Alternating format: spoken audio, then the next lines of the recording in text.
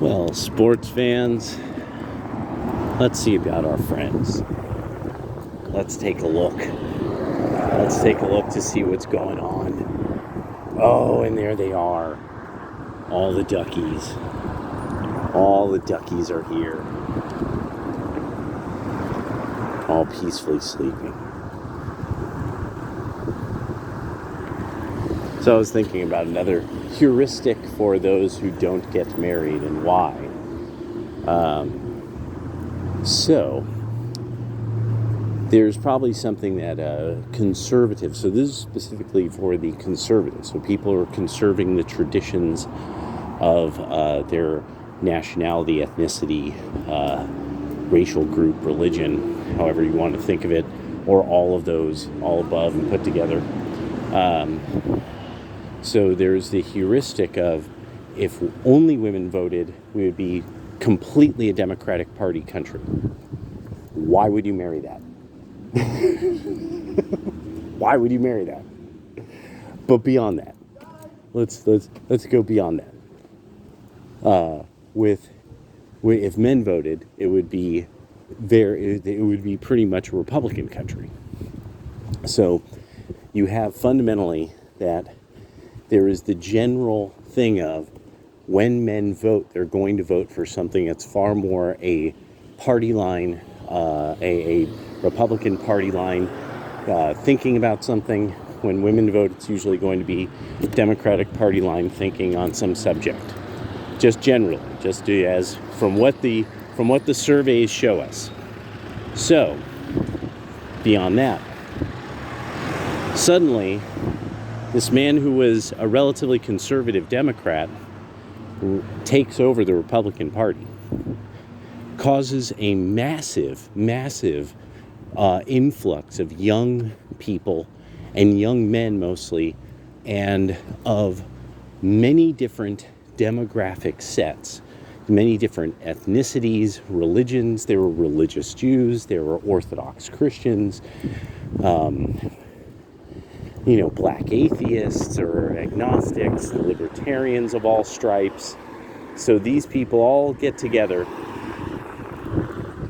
So it's this massive revolution in that party. The party had never had an influx of youth like that, ever. The Republican Party has never had an influx of young votes like that. I've been alive long enough to study it and to have seen it. So beyond that. So now you have a multi-ethnic, multi-racial, multi-demographic joining of a party, backing a guy who had been on television for 20 years after he had been in business for like 30. Then he's a conservative Democrat throughout his whole life. Also, not just a conservative Democrat, notoriously cool to religious Jews and homosexuals. If you ever heard any conversation about Donald Trump in business, the people who worked for him who are gay or Orthodox Jewish brag about how in touch with their lives he was. But that took research. That took actually knowing something about the person. So we got a demographic that if they were to be the only voters would vote for the other team. What did the other team do? Hired a bunch, and I know these people. I fucking know people in Antifa personally. They're pieces of fucking shit. They're drunks and losers. And what happened? A party recruited them. Why would you marry that? Why would you marry anybody who would go along with that kind of shit? That's what the general heuristic is. That you have an asp in your bed with you until it strikes. So, why would you marry it? This is the incredible risks that Pearl Davis has outlined. I think I can make this rather clear with this example that everybody's aware of. They vote for blue. We vote as a demographic, mostly for red. And if you marry them, then you're what is your household going to be like? Why would you even put yourself through it? Why would you put yourself through that shit? That's why a lot of conservatives got to start getting this straight about the marriage issue with so many guys on the right. That this is worse. This is even worse than just they aren't getting married. This is worse.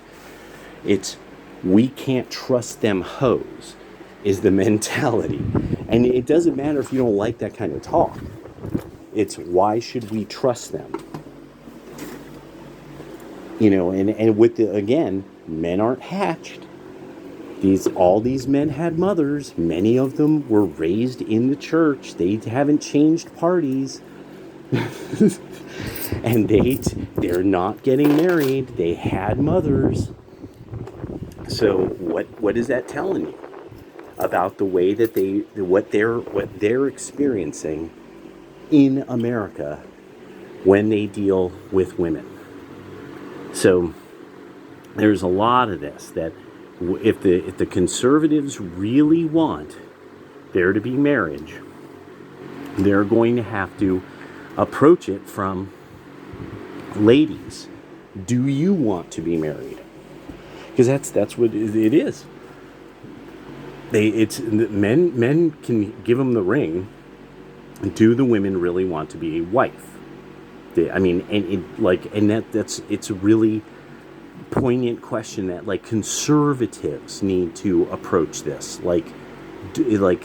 Does your daughter want to be a man's wife one day? Just an easy question, the conservative religious schools or this, that, do they know what it's like to be in a married partnership? Because that's hardcore. Marriage is serious. It's the most serious step people can take. So it's, who are people ready for it? And, are they mentally prepared for, because it's not exciting. it's not a day at a theme park, and so it's like, well, so are they prepared for the fact that it's going to be kind of boring now and then? It's going to be irritating. Men smell bad. Children leave goop and gross all over the place. Why? It's just the way kids are. They're going to pick up your stuff and put it someplace. It's that kind of thing. Are they prepared for all of these things that are kind of not fun? Because that's not, marriage isn't the word, it's not the same word as fun. It's not glee. It's not, it's not the same word. So it's its own unique state in a way. And are there people who are really ready for it because of that aspect of it, that it's not supposed to be, it's not a house party, it's not a night at the club, it's not a vacation spot, it's and that children make you poor, children will break the bank. Now, the fact that Matt Walsh, can be like, well, yeah, I write words for a living and make tremendous amounts of money. It's very good. Hey, great job if you could get it. I don't want to take anything away. I'm down, dude. Matt Walsh is the shit, dude. But it's one of these things bro, there's truck drivers who can't afford half the number of kids you have. They drive a truck. That's a real job. So it's one of these things, after a while, it's well, I think a lot of you conservatives, it's kind of you don't really know much about what most normal people are experiencing. I think there's a lot of these conservative pundits. I think that there's a lot of conservative men out there that I think they're genuinely worried. I think there's a lot of conservative guys out there that they have kids and that they have daughters and they have sons and they are legit worried. What's going to happen because they want their kids to be just as happy as they are. But it comes down to when you have this entire group that they constantly vote wrong. And now one of the most important things is, and let's just think about this, the PP dossier was preposterous from the beginning. Any knowing anything about Donald Trump, that would have been preposterous from the beginning. It even sounded ridiculous. But were any of you privy? Were you around liberals? Oh my God, they totally bought it.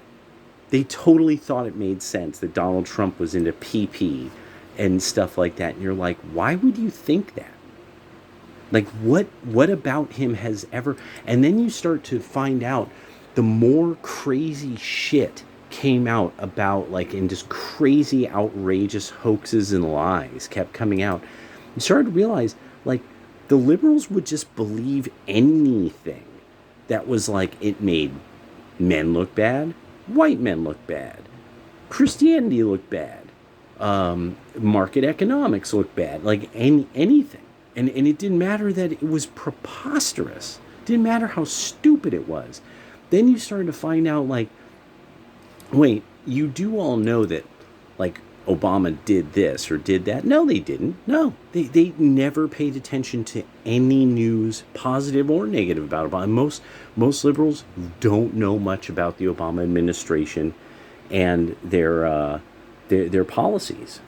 So it was really one of those things, and after a while I was like, yeah, this is... Why should somebody, like... Yeah, why? I mean, that's the thing. That's the whole deal. Is, it's like, oh yeah, I would get married, but I mean, women keep voting for all these stupid ass things, and they believe stupid ass things. And then when it's something that it's totally legit, like, no, really, black American males between 14 and 40, if they didn't exist, you would have a crime rate really pretty much like Poland. You'd have a violent crime rate of about 2 to 5%. Most of it would be non-violent crime, and nobody, they just derp. They don't want to look it up. They don't want to don't want to know shit about it. When you're like, no, really, there's riots happening in parts of black America, like constantly, like throughout Obama's period, like the schools were going crazy. School shootings, that's a black thing. Like guns, like somebody shooting at people, and there's a school right there, that's a black American phenomena. That's not an angry white boy thing. That's almost confined to black America. Serial killers, that's a black American, dominated by black Americans. Violence over the color line, so real racism, where it's that this group consistently beats this group up, and it seems for no other reason than to just do it.